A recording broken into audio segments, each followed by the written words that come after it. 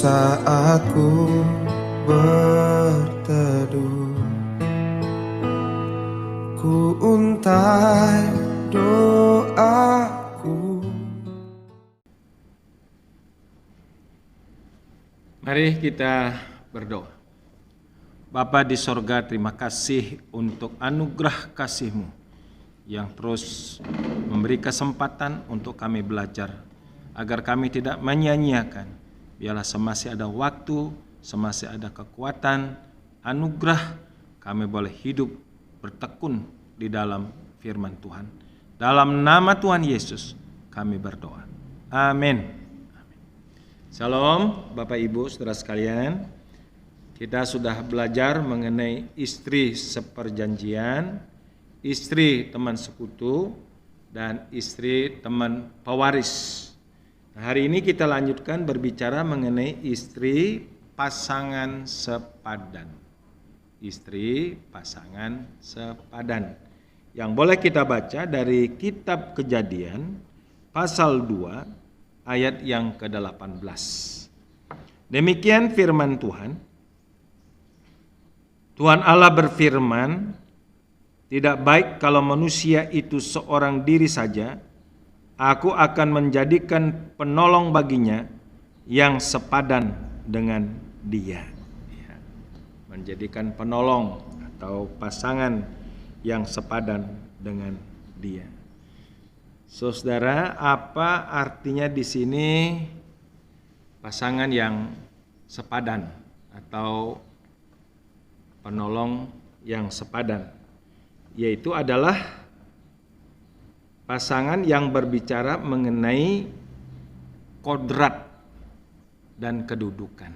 Ya, kodrat dan kedudukan, atau artinya adalah pasangan yang sah hakikat di dalam kemanusiaan.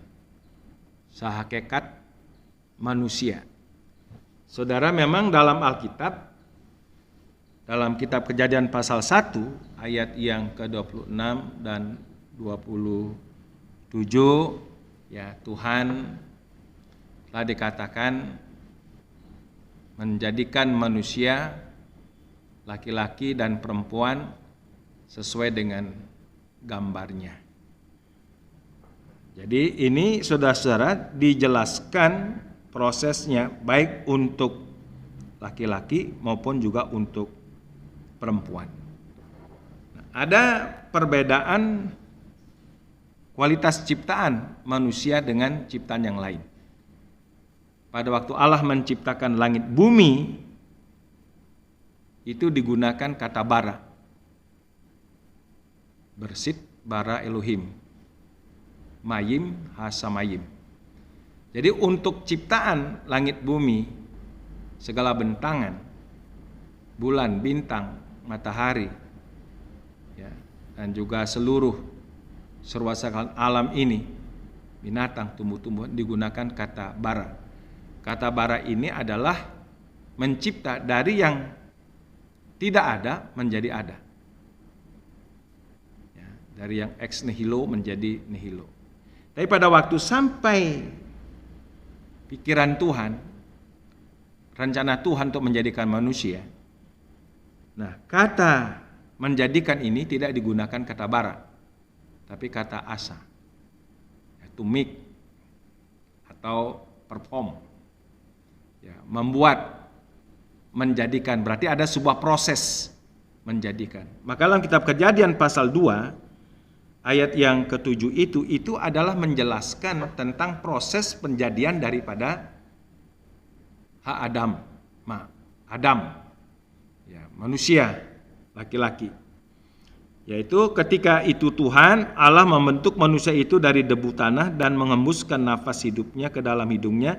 Demikianlah manusia itu menjadi makhluk yang hidup. Itu pada waktu penjadian daripada Adam sebagai manusia laki-laki. Ya, digunakan kata asa, to make, ya, atau perform, membentuk, ya, dari sesuatu.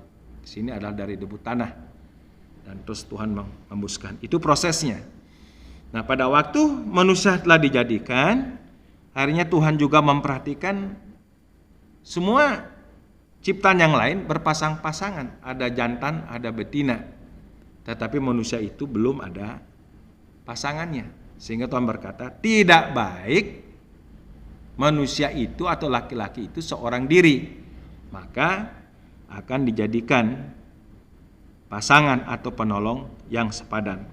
Dikatakan juga ya di dalam ayat yang ke-20 itu, manusia itu memberi nama kepada segala ternak, kepada burung-burung di udara dan kepada segala binatang hutan, tetapi baginya sendiri ia tidak menjumpai penolong yang sepadan dengan dia. Saudara, apa yang dimaksud dengan pasangan atau penolong sepadan? Tadi saya katakan yang pertama adalah berbicara tentang kodrat atau kedudukan atau hakikat. Hakikat ini adalah hakikat sekemanusiaan manusia. Saudara, dalam kualitas penciptaan itu ada beberapa tingkat. Yang pertama itu ada kualitas ciptaan yang bersifat anorganik. Itu adalah ciptaan benda-benda mati seperti batu, ya tambang-tambang, ya batu bara, boksit, ya timah, emas, intan, ya tanah. Jadi ini level yang disebut dengan kualitas ciptaan organik, ya benda-benda mati. Terus ada naik lagi ciptaan level anorganik, yaitu adalah tumbuh-tumbuhan. Itu ada kehidupannya, kehidupan tumbuh-tumbuhan. Ya. Baru naik lagi ada level tingkat animal, itu binatang. Ya, binatang bernyawa. Ada nyawa binatang. Jadi binatang, animal lebih tinggi daripada kehidupan tumbuh-tumbuhan. Nah, baru di atas ini ada kehidupan manusia. Jadi manusia itu adalah ciptaan yang paling mulia dari semua ciptaan. Maka dikatakan firman Tuhan pada waktu Tuhan telah menjadikan manusia itu, terus Allah memperhatikan ayat 31 ayat 1. Maka Allah melihat segala yang dijadikannya itu sungguh amat baik. Jadilah petang dan jadilah pagi, itulah hari yang ke-6. Jadi saudara mesti mengerti, ada tingkatan organik, anorganik, ada tingkatan animal dan manusia. Nah saudara, disebut dengan pasangan yang sepadan, tidak dengan animal, tidak dengan anorganik, tidak dengan organik, tetapi harus tercipta level yang namanya manusia. Saudara, ini agar mengerti, pasangan yang sepadan itu adalah pasangan yang sekodrat, yang berkedudukan, yang sehakikat, sama nilainya sebagai manusia. Jadi manusia laki-laki sudah ada. Nah sekarang yang belum ada itu adalah pasangannya, berarti perempuan. Saudara, maka Allah menciptakan bagi Adam seorang perempuan, bukan seorang laki-laki, seorang perempuan untuk menjadi satu pasangan yang sepadan. Nah, ini yang harus dipahami, ya. Jadi tidak baik manusia itu seorang diri karena pasangannya itu bukan animal, karena pasangannya bukan anorganik, pasangannya itu bukan ciptaan yang lain. Ya, bukan juga dengan malaikat, tapi harus manusia. Nah, itu yang disebut dengan pasangan yang sepadan, yang sekodrat atau sekedudukan atau sehakikat sebagai manusia. Itu prinsip dasarnya. Saudara, yang kedua, arti pasangan sepadan itu berbicara tentang pemenuhan kebutuhan hidup, pemenuhan kebutuhan, ya. Jadi pemenuhan kebutuhan di mana manusia diciptakan oleh Allah, saudara, dia memiliki roh dan jiwa, tubuh. Ya memang masih menjadi sebuah bukan perdebatan tapi sebuah pegangan. Ada yang pegang trikotomi, ada yang pegang dikotomi, ya ada yang berpegang tubuh roh, tubuh jiwa, Alkitab memang memberikan referensi 1 Tesalonika pasal 5 ayat 23, biarlah roh, jiwa, tubuhmu terpelihara sempurna. Tapi ada yang juga membaginya urusan rohani dan juga jasmani, dikotomi. Nah, kita nggak usah berdebat di sini, ya. Jadi yang jelas bahwa manusia itu dihembuskan nefas dari Tuhan, ada rohnya, ada jiwanya, sehingga manusia menjadi makhluk yang hidup. Nah, saudara, dalam level manusia ini manusia mempunyai kebutuhan, maka kebutuhan ini perlu dipenuhi dalam kebutuhannya sebagai juga manusia seutuhnya, yaitu ada kebutuhan secara spiritual, itu kebutuhan rohani, yaitu kebutuhan untuk berhubungan dengan Tuhan, kebutuhan untuk haus akan Tuhan, menyembah Tuhan, memuji Tuhan, beribadah kepada Tuhan, berkomunikasi dengan Tuhan. Ya. Nah, jadi saudara, dalam hal ini manusia memerlukan adanya satu pemenuhan kebutuhan untuk hal rohani, ya. Dan bersama-sama dalam hal rohani ini manusia melakukan hal itu, ya. Yang kedua, ada kebutuhan sosial, yaitu kebutuhan untuk berinteraksi, berelasi satu sama lain secara horizontal, yang selevel. Jadi interaksi sosial manusia itu bukan dengan animal, bukan dengan binatang, bukan juga dengan ciptaan yang lain.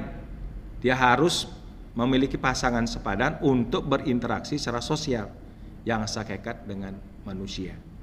Ya, maka Tuhan menjadikan seorang perempuan untuk menjadi pasangan yang sepadan. Ada juga kebutuhan mental. Ya, nih, kebutuhan mental.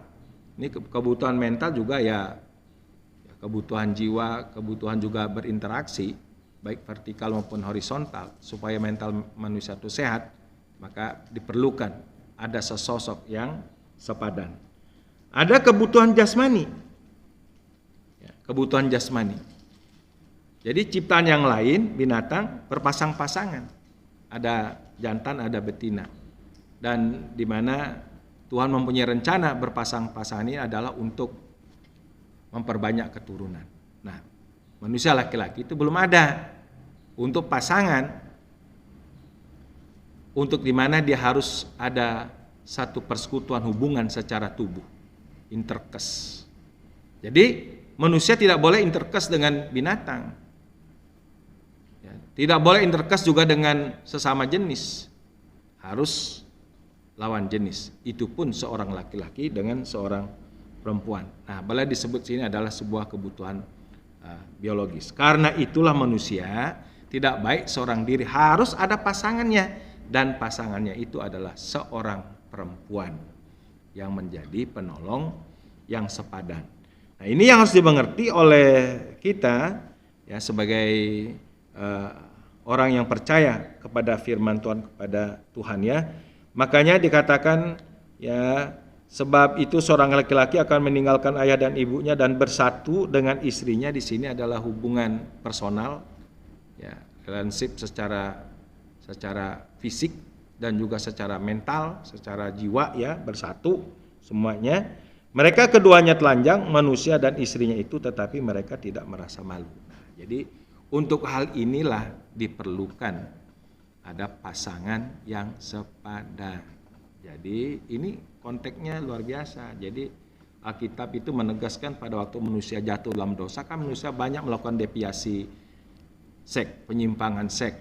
Ya, ada yang sesama jenis, ya, ada yang akhirnya berhubungan 2, 3, segala macam gitu rupa. Bahkan sampai ada yang melakukan hubungan yang sangat betul-betul menjijikkan dengan binatang.